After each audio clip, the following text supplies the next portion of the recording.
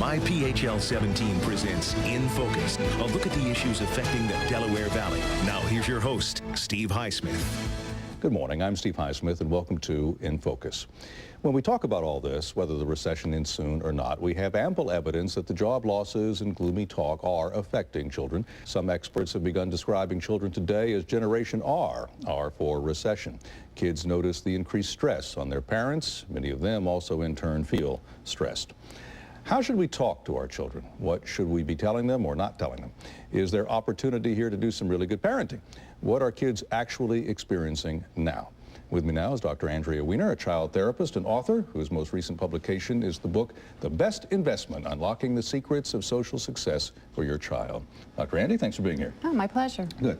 When we see that there's stress on children, how serious is that? What kind of stress are we talking about? What volume of children are we talking about? When we talk about stress with children, we have to also look at the age of children. Typically, when you see younger children, and I would predict that, especially with what's going on with the parents, most often that spills over to children. And younger children have a tendency to pick that up even more so. So they get the vibe from you. Absolutely. They hear the words or body language. What are they reading? Well, they pick up tone. They pick up your voice. They pick up body language. They pick up all kinds of ways, even those unheard conversations that they weren't supposed to hear. They're hearing. You know, those hush voices. They pick up everything. They've got little antennae. And what they're picking up may not always be what they think it is. So they have, an incredible imagination. So they may think that there's something else, and they kind of fill in the blanks. And that also causes them to have some anxiety. One of the reasons that I'll tell parents is you need to talk to your kids, because it's better for them to know what's going on, but you can do it in a way that's very reassuring. But what are they hearing? They're hearing a husband and wife talk about possibly losing a job or having lost a job, or so-and-so lost a job, wow, I don't know what's going to happen at work, that kind of thing? Right.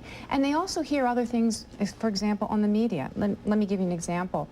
I have a 10-year-old nephew, and it was about a couple months ago, and I guess he was being dropped off from a play date or something, and he comes running into the house and he's saying, "The Dow is dropping, the Dow is dropping." Now, he doesn't know what the Dow is, but he picked up that there's something wrong here. Now, maybe he overheard somebody talking about it, maybe he heard it on the radio or whatever it was, and he ran into the house and he thought, uh-oh, there's something wrong here. So thank goodness that his father was there and sat him down and said, okay, let me explain to you what the Dow is. It's almost like, the Chicken Little, the sky is falling kind of thing. And explained to him what was going on, talked to him a little bit about the financial situation out there, and also reassured him that things were okay, for what was going on in their family. You brought up something very good. They're not only hearing and catching the tone and words of a parent or parents, but they're getting it from other sources. They're getting it from the media, they're getting it from friends, maybe from the internet, they're getting it on commercials on TV, because a lot of businesses today are talking about how bad the economy is and we got a deal for you. But everybody's sort of reinforcing this idea that it's an economic Armageddon out there. Is there anything different with these teens compared to what others have experienced? I believe there is a difference, and the difference is that this generation, which I've called Generation R, because they are the kids that will be dealing with these after effects of the Great Recession of 2009. This generation is different because they have fully embraced the computer age. And that has sort of created I see it, therefore I want it kind of attitude. And part of this is because, because of the technology and what's going on with computers, there's computer games, and there's an ability to know how to navigate the computer to find out how to get those high-tech toys or those designer jeans that they may want. So there's accessibility that's a lot easier for them. And they see their peers, too, having a lot of this. Absolutely. But another thing, too, is, there's a lot of media images that are bombarded, they're getting bombarded by, and advertisers are also coaxing them into wanting to have all these material things. So it makes it a lot harder for them to not want to ask or not want to have these kind of things in this era that is more of a tight-belting time during these tough economic times. A lot of how we deal with anybody is a process. What if this recession drags on? Will it change the way we deal with things? Has anybody thought about that yet? Will it be easier to talk to our kids? Will it be harder to talk to our kids? Is there any thought about that at all? What I think right now is if we're going to make some type of investment in our children right now. And I know that we're all thinking about what our other investments are in the 401ks and all those other things, which of course have been affected in this recession. But maybe this is the time to really work with our children and instill really strong social coping skills. What do you mean by that?